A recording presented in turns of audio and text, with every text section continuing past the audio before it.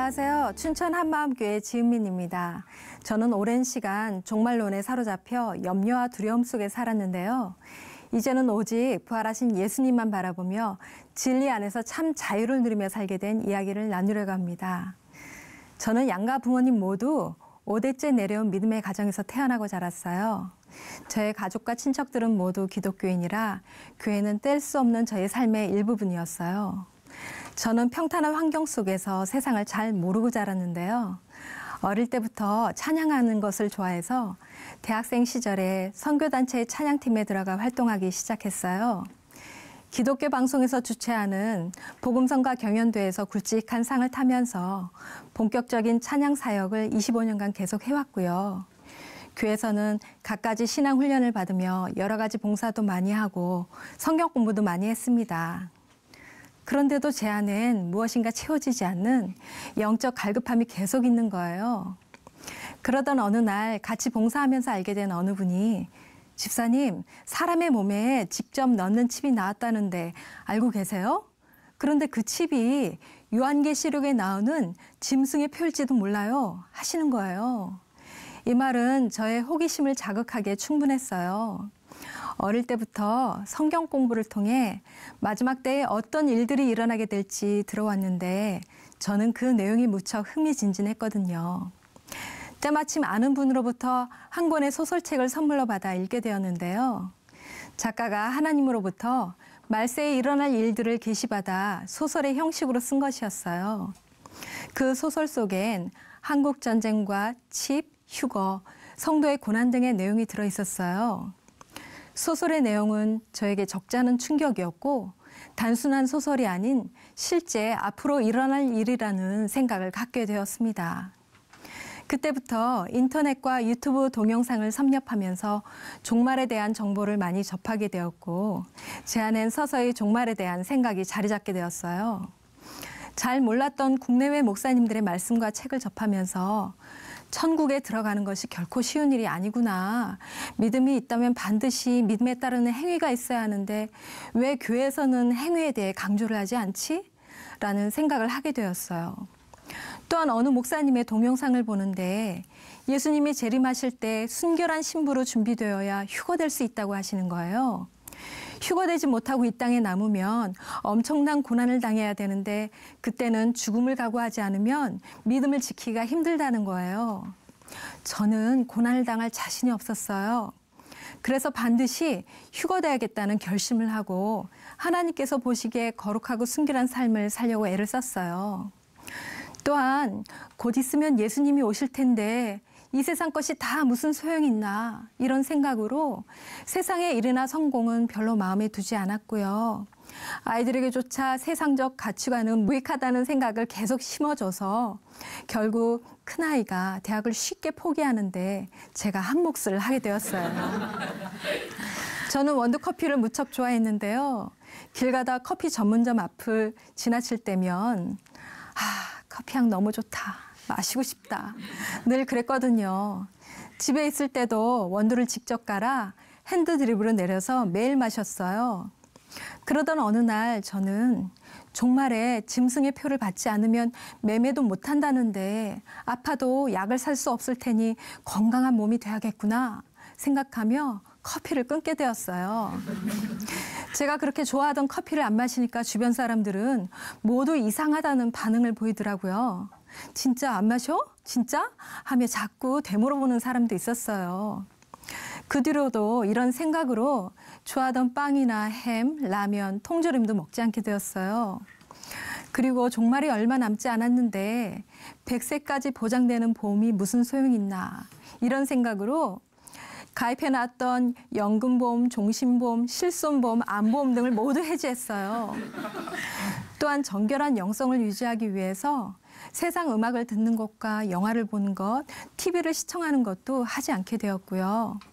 그리고 휴거되기 전에 많은 영혼들을 전도해야겠다는 생각으로 교회에서 맡은 직분과 봉사도 25년간 해온 찬양 사역도 모두 내려놓고 오로지 노방전도에만 올인하였습니다. 그러던 중 아는 집사님이 우리나라에 전쟁이 있을 것이라고 하나님께서 말씀하셨다는 거예요. 저는 만약 우리나라에 전쟁이 일어나서 제가 선물 받은 소설의 내용처럼 칩을 전 국민에게 시행하게 된다면 그때는 진짜 종말이 온 거라 생각했기에 전쟁 얘기를 귀담아 듣게 되었어요. 그러던 어느 날 전화 한 통을 받았는데 집사님, 큰일 났어요. 하나님께서 모레 오후 4시에 전쟁이 일어날 거래요. 당장 피난을 가야 돼요. 하는 거예요. 순간 저는 앞이 캄캄하여 아무 생각도 나지 않더라고요. 정신없이 짐을 싸고 그 다음날 바로 제주도로 내려갔어요. 드디어 전쟁이 일어난다는 시간에 긴장하는 마음으로 상황을 지켜보고 있는데 아무 일도 안 일어나는 거예요. 전쟁이 안 일어나서 다행이다 싶으면서도 헛걸음했다는 사실에 허탈한 마음이 들었습니다. 이 일 있고 나서 얼마 후에 같이 노방전도하던 여전도사님에게 하나님께서 우리나라에 곧 전쟁이 일어날 것이라고 말씀하셨다는 거예요. 저는 또다시 피난 가야 하는 것이 내키지 않았지만 순종하는 마음으로 제주도행 비행기 티켓을 가족들 것까지 모두 예약하고 말았어요. 그런데 같이 떠나기로 한 바로 전날 여전도사님이 집사님, 우리 아들이 회사를 못 그만둬서 아들을 두고 혼자 피난 가기가 마음이 편치 않네. 같이 못 갈 것 같아 하시는 거예요. 평소 하나님의 말씀이라면 무엇보다 우선순위로 놓고 행동하는 분이셨는데 아들 때문에 결단하지 못하는 모습을 보며 실망이 되었어요. 결국 전도사님이 얘기하던 날짜도 전쟁이 일어나지 않은 채 그냥 넘어가 버렸습니다. 저는 이렇게 2번씩이나 전쟁 해프닝을 겪으면서 종말론 신앙에 대해 회의가 들기 시작했어요. 그동안 종말론 신앙으로 행한 일들이 진짜 하나님의 뜻이었나 하며 의구심이 들었어요. 그 후로 더욱 의구심이 커지니까 내가 믿음 있는 사람이 맞나 싶을 정도로 기도와 말씀 생활에서 점점 멀어져 갔어요. 그리고 마음속엔 커다란 구멍이라도 난 듯 허탈감이 계속 밀려왔어요. 예배를 드려도 은혜를 못 받고 무엇을 하고 싶은 의욕도 없어지고 사람도 만나고 싶지 않았어요. 결국 이렇게 가다 구원도 못 받을 것 같은 두려움까지 생기면서 제 믿음은 통째로 흔들리고 있었습니다. 그 무렵에 남동생 부부가 한마음교회 수련회를 다녀와서 전과 달라진 모습으로 복음 전하는 일에 전심전력을 쏟고 있었어요. 동생은 부활복음에 대해 얘기해 주었지만 부활은 어릴 때부터 들어온 다 아는 내용이고 부활복음은 특별히 부활에 더 강조점을 두고 있는 것이라 생각했어요. 동생네 부부를 보며 예배가 궁금하여 한마음교회에 가보게 되었습니다. 한마음교회에서 드린 첫 예배는 감격 그 자체였어요. 교회 지체들의 모습 속에서 사랑이 느껴졌고 하나님께서 마지막 때를 대비해 남겨놓으신 군사들 같았어요. 목사님께서는 전능자가 이 땅에 오셨다 가시면서 모든 사람이 믿을 만한 증거를 남기고 가셨다고 하셨어요. 증거? 모든 사람이 믿을 만한 증거로 부활을 남기셨다는 거예요. 이 부활이란 증거를 통해 믿는다는 말씀이셨어요. 저는 보지 않고 믿는 것이 믿음 아니었나? 증거가 있다면 믿지 못할 사람이 누가 있을까 싶었어요. 또한 예수님의 부활이 역사라는 말씀에 정말인가 찾아보았어요. 그런데 인간 예수가 실존 인물이었고 예수님의 부활이 원불교 대사전에도 역사적 사실로 기록되어 있는 것을 보고 깜짝 놀랐어요. 진짜 증거가 있었구나. 정말 부활은 누구라도 믿을 만한 확실한 증거였어요. 그러면서 3년 넘게 예수님을 따라다니며 온갖 기적과 이적을 눈으로 보고 체험한 제자들이 생각났어요. 제가 만약 제자였다면 그러한 체험을 하고서 당연히 예수님을 하나님의 아들로 믿었을 텐데 제자들은 붙잡혀 가시는 예수님을 놔두고 죽음이 두려워 모두 도망가 버렸더라고요. 그랬던 제자들이 예수님이 부활하신 후에는 완전히 달라져서 죽임을 당하기까지 예수님의 부활을 전하더라고요. 요한복음 2장에 죽은 자 가운데서 살아나신 후에야 제자들이 이 말씀하신 것을 기억하고 성경과 및 예수의 하신 말씀을 믿었더라. 아, 제자들이 봤구나. 다시 살아나신 예수님을 보고서야 믿은 거였구나. 성경의 예언대로 예수님께서는 완전한 사람으로 이 땅에 오셨고 성경의 예언대로 십자가에서 죽으시고 다시 부활하심으로 하나님이신 것을 증명하신 것이었어요. 아, 이 부활의 표적을 통해서만 예수님을 하나님으로 믿을 수 있는 거구나. 성경과 예수님이 하신 모든 말씀을 믿을 수 있는 것도 오직 부활이구나. 그동안 저는 보이지 않는 믿음을 그에 따른 행위에서 찾으려고 했어요. 그러다 보니 스스로 거룩한 삶을 살려고 노력했지만 제 안엔 진정한 기쁨과 자유가 없었고 상황에 따라 믿음이 흔들렸거든요. 그런데 부활이 선명해지니 믿음은 어떤 행위에서 나오는 것이 아니라 부활이란 증거를 통해 나오는 것이었어요. 그 순간 제 믿음이 왜 무너졌는지 그대로 알아졌어요. 그것은 저에게 부활의 증거가 없었기 때문이었어요. 그제서야 저는 요나의 표적밖에는, 부활의 표적밖에는 우리에게 보일 표적이 없다는 말씀에 전심으로 아멘이 되었습니다. 부활이 선명해지니 제 믿음의 실체가 보여졌어요.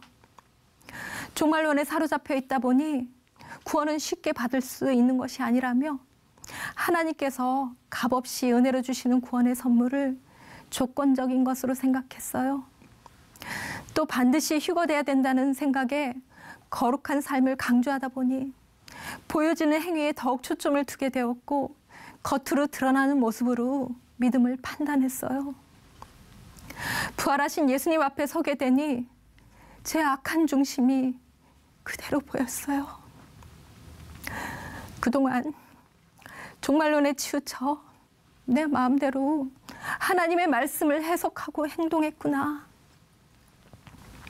내가 주인 되어 있으니까 아직 일어나지 않은 일에 대해 그렇게 불안해하고 염려하고 두려워했구나. 많이 알고 있는 것을 믿는 것으로 착각하여 사람을 판단하고 정죄했구나. 마귀와 같이 교만한 마음으로 하나님 자리에 앉아 예수님께서 죽기까지 사랑하신 자들을 나의 기준으로 판단 정죄했던 거예요. 또한 찬양 사역의 성과로, 행위로 나를 드러내고 싶어 했고 사람들로부터 인정받고 싶어 했는데 이 모든 것도 내가 주인된 악한 중심에서 나온 것임이 깨달아졌어요. 몇십 년 신앙생활에서도 내가 주인 되어 종교적 행위로 내 의를 드러내고 싶어 했던 악한 중심. 제가 바로 바리새인, 독사의 새끼, 진노의 자식이었어요. 사도행전 2장에 베드로가 유대인들을 향해 너희가 십자가에 못 박은 이 예수를 하나님이 주와 그리스도가 되게 하셨느니라.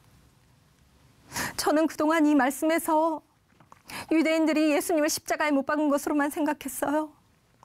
그런데 바리새인과 같았던 저의 모습이 보이니 너희가 십자가에 못 박은 예수, 너희가 십자가에 못 박은 예수, 너희가 내가 예수님을 십자가에 못 박았구나. 그리고 십자가를 바라보니 십자가에 달리신 분은 다름 아닌 하나님이셨어요. 어찌할꼬. 제 입에선 탄식이 절로 나왔어요. 하나님께서 부활이라는 확실한 증거를 보여주셨는데도 예수님을 믿지 않고 여전히 제가 주인 되어 살고 있는 이 악한 중심을 보게 되니 이건 도저히 용서받을 수 없는 죄였어요. 베드로가 회개하여 죄사함을 받으라고 말한 것은 지옥에 갈 수밖에 없었던 저에게 구원의 기쁜 소식이었어요. 저는 예수님 믿지 않았던 죄를 온 마음으로 회개하고 예수님을 제 마음의 주인으로 영접하였습니다. 제 주인이 계시다는 것이 얼마나 든든하고 감사한지 주인이란 말만 들어도 눈물이 나왔어요. 종말을 보는 관점도 나의 관점이 아닌 하나님의 관점으로 보게 되면서 진정한 종말 신앙이 무엇인지 알아졌어요. 그것은 날마다 부활하신 예수님을 바라보며 말씀과 기도로 성령의 인도함을 받는 것, 나에게 주신 하루하루의 삶에 최선을 다하는 것. 이것이 진정한 마라나타 신앙임을 알게 해주셨어요. 이제는 제 마음을 다하여 나의 주인 되신 예수님께 아멘 주 예수여 어서 오시옵소서 기쁘게 고백합니다. 참된 복음으로 진정한 자유를 누리게 되면서 예전같이 원두커피를 다시 마시게 되었는데요. 요즘에 입맛을 업그레이드해서 원두커피를 종류별로 맛보고 있는데 너무 좋은 거 있죠. 물론 빵이나 햄, 라면도 먹고 싶을 때 마음껏 먹고 있어요. 그리고 제주도는 내년에 미국에서 오는 친척과 함께 기쁘게 여행 갈 계획이에요. 그동안 종말론 생각에 사로잡혀 전쟁이 일어날 것을 염려하여 전쟁을 대비해 준비해 놓은 것들이 있었는데요. 라디오, 후레쉬, 비상약, 방독면, 전투식량 등을 구비해 놨거든요. 부활복음으로 모든 염려를 주인 되신 예수님께 맡기게 되니까 평강이 임하면서 이젠 필요 없게 되었어요. 그래서 인터넷을 통해 구입해 놓은 전투식량의 맛이 궁금해 얼마 전에 집에서 먹어봤어요. 그랬더니 그런 대로 먹을 만한 MSG가 충만한 맛이었어요. 제가 왜 피난을 갔었고 또 가려 했는지를 생각해 보니 제 안에 죽음에 대한 두려움이 있었다는 것을 알게 되었어요. 한때는 하나님께서 나에게 순교를 원하시면 어떡하지? 하는 염려를 했었거든요. 하지만 이제는 죽음에 대한 두려움도 부활로 해결받게 되었어요. 부활하신 예수님처럼 죽어도 영원히 다시 살 것을 믿기에 영원한 것에 소망을 두게 해주셨습니다. 종말론에만 관심을 두다 보니 전엔 사회활동에도 무척 소극적이었는데요. 이제는 이 세상이 어떻게 급격하게 변해가고 있는지 민감하게 바라보며 적극적으로 목소리를 내어 사회활동도 참여하고 있어요. 물론 믿지 않은 사람들과도 자연스럽게 만나면서 복음 전할 기회를 갖게 되면 복음도 전하고 있습니다. 한마음교회에 와서 교회 공동체에 대한 생각도 많이 달라졌어요. 정말 사도행전에 나오는 초대교회의 모습을 보는 것 같았거든요. 반복해서 선포되는 부활의 말씀으로 삶이 변화된 성도들의 모습에선 그 어디에서도 찾아볼 수 없는 기쁨과 자유함, 그리고 복음을 부끄러워하지 않는 담대함이 보였어요. 부활로 죽음관이 바뀌게 되니까 형제를 위해 목숨을 버리는 것이 마땅하게 되었고요. 이제는 공동체 일원이 되어 공동체를 누리며 기쁘게 신앙생활하게 된 것에 감사하며 살고 있습니다. 저는 그동안 종말론에 사로잡혀 염려와 두려움 속에 살았는데요. 이제는 오직 부활하신 예수님만 바라보며 진리 안에서 자유를 누리며 살고 있습니다. 이런 참 자유를 주신 나의 주 나의 하나님께 모든 영광 올려드립니다. 감사합니다.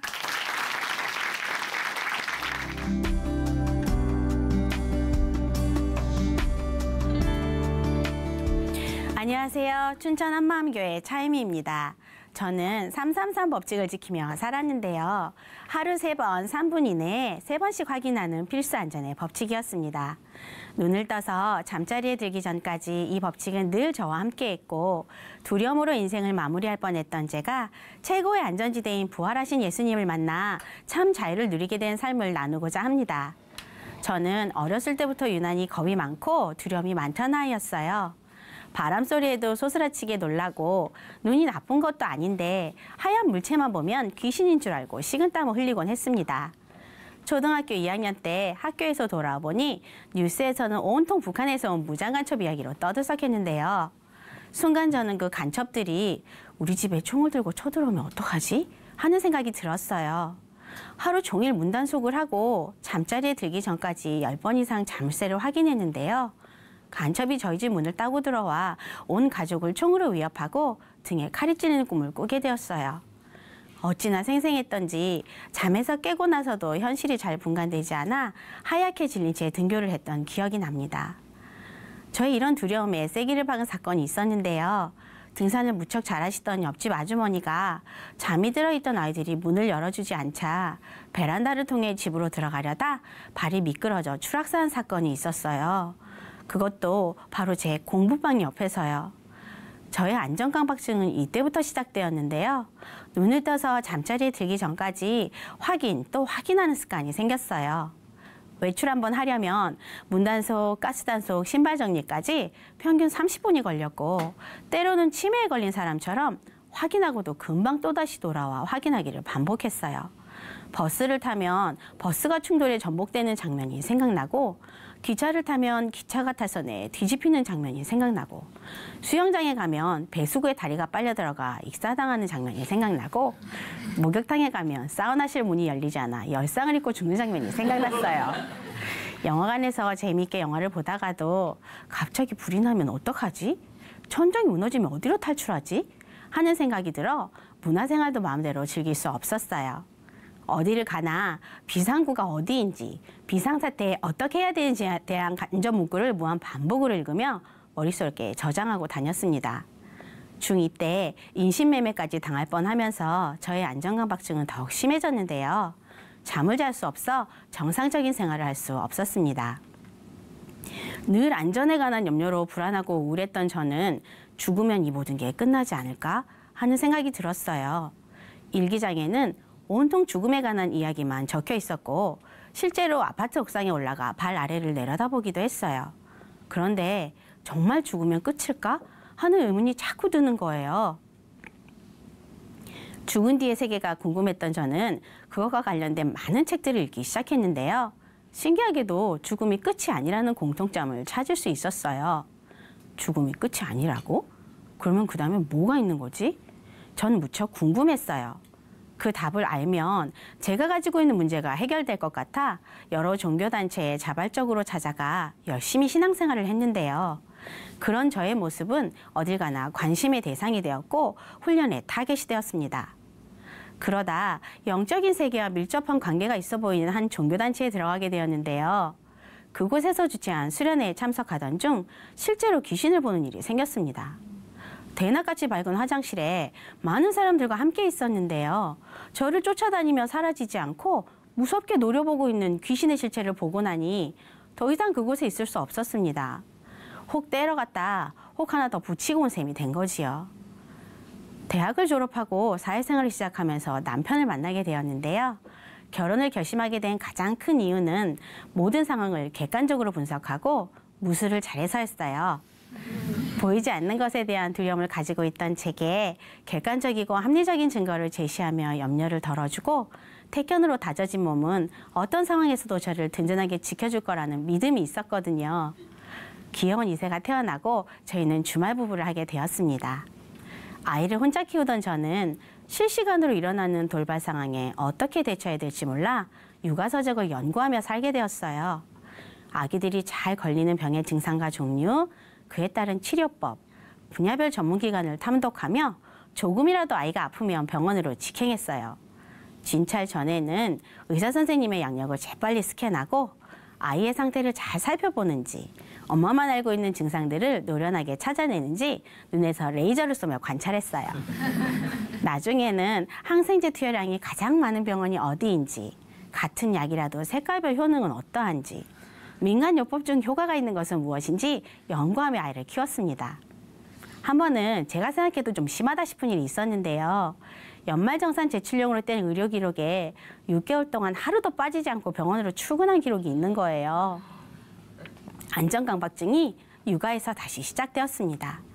하루에도 몇 번씩 순간순간 아이가 다치는 생각이 들어와 일을 제대로 할 수 없었고 눈앞에서 아이가 웃고 있는데도 다치는 모습이 자꾸 겹쳐서 떠오르는 바람에 정상적인 생활을 할 수 없었습니다. 이 상황이 너무 싫어 이불을 뒤집어 쓰고 새벽까지 울 때가 많았고 정신 나간 사람처럼 살았어요. 하지만 제 주위에는 이 문제를 해결해 줄 사람이 아무도 없어 보였어요. 그러다 문득 하나님은 정말 계실까? 생각이 들었어요. 그 당시 저는 지푸라기라도 잡고 싶은 심정이었는데요. 마침 집 앞에 성당이 있어 열심히 교리를 공부한 후 세례를 받게 되었습니다. 그러던 어느 날 큰아이가 원인 불명의 혈뇨를 보게 되었는데요. 저는 아이가 아픈 게 꼭 제가 지은 죄의 대가로 그런 것 같아 십자가에 매달려 계신 예수님을 제대로 쳐다볼 수가 없었어요. 십자가에 매달려 계신 예수님은 늘 저를 책망하시는 것 같았고, 저는 나날이 무거워지는 죄의 무게 때문에 성서에 나오는 말씀들을 열심히 읽으며 말씀대로 살려고 무진장 노력했어요. 그런데 술 마시지 말라, 이는 방탕한 것이다. 제사 지내지 말라, 이건 귀신에게 지내는 것이다 하시는데, 제사도 지내고 술도 마시는 사람들을 보며 저는 너무 혼란스러웠어요. 말씀대로 살지 않는 사람들이 도저히 이해가 되지 않았습니다. 저는 다시 원점으로 돌아가 하나님의 존재에 대해 고민하기 시작했습니다. 그러던 어느 날 신회를 하던 중 동료 선생님께서 부활하신 예수님 이야기를 들려주셨어요. 보이지 않는 하나님을 어떻게 믿을 수 있을까요? 그리고 예수님이 하나님이신지 어떻게 알 수 있을까요? 하고 물어보시는데, 저는 귀가 번쩍 뜨여 선생님은 아시나요? 그게 뭔지? 하고 묻자 바로 부활이에요 하시는 거예요. 저는 마음속으로 실망했습니다. 부활이요? 예수님이 부활하신 건 저도 알아요. 그러자 그 선생님께서 부활을 아는 것과 믿는 것은 달라요. 예수님이 성경대로 이 땅에 사람의 모습으로 오셔서 우리 죄를 대신해 십자가에 못 박혀 죽으시고 성경대로 사흘 만에 다시 살아나셨어요. 모든 사람들은 다 죽는데 예수님만 부활하셨어요. 그래서 예수님이 하나님이신 거예요. 부활로 우리에게 보이지 않는 하나님을 믿을 수 있는 증거를 주셨어요. 죄는 예수님을 믿지 않는 거예요. 이 죄를 하나님께 회개하고 예수님을 마음의 주인으로 믿어야 구원받고 천국에 갈 수 있어요. 말씀하시는 거예요. 죄가 예수님 믿지 않는 거라고? 무슨 말도 안 되는 소리야. 죄가 종류가 얼마나 많은데. 그러자 요한복음을 찾아주시며 예수님을 믿지 않는 죄가 근본적인 죄라고 말씀하시는 거예요. 저의 초점은 예수님께 맞춰지기 시작했습니다. 그분이 누구신지 정확히 알고 싶었고 부활이 실제인지 확인해 보고 싶었습니다. 저는 늘 하나님의 존재에 대해서만 심각하게 고민했지 예수님에 대해서는 생각해 본 적이 없었거든요. 그런데 그 예수님이 하나님이시라니, 그리고 말로만 듣던 부활이 실제로 있었던 역사적 사건이라니, 도서관에 가서 성경을 비롯한 역사책과 인명사전, 백과사전 등을 찾아보다가 하나님의 존재를 믿지 않았던 요세푸스라는 학자가 쓴 기록을 보게 되었는데요. 믿지 않는 자가 쓴 예수님과 부활에 대한 증거 자료를 본 순간 제 가슴은 철렁 내려앉았습니다. 이게 뭐야? 예수님이 진짜 부활하셨잖아. 그러면 예수님이 하나님이신 거잖아. 제가 그토록 알고 싶어 했던 하나님의 존재가 너무나 명확하게 드러나는 순간이었습니다. 예수님은 실존 인물이셨습니다. 구약의 예언대로 이 땅에 오셔서 우리 죄를 위해 십자가에 못 박혀 죽으시고 사흘 만에 부활하셔서 지금도 살아계신 하나님이셨습니다.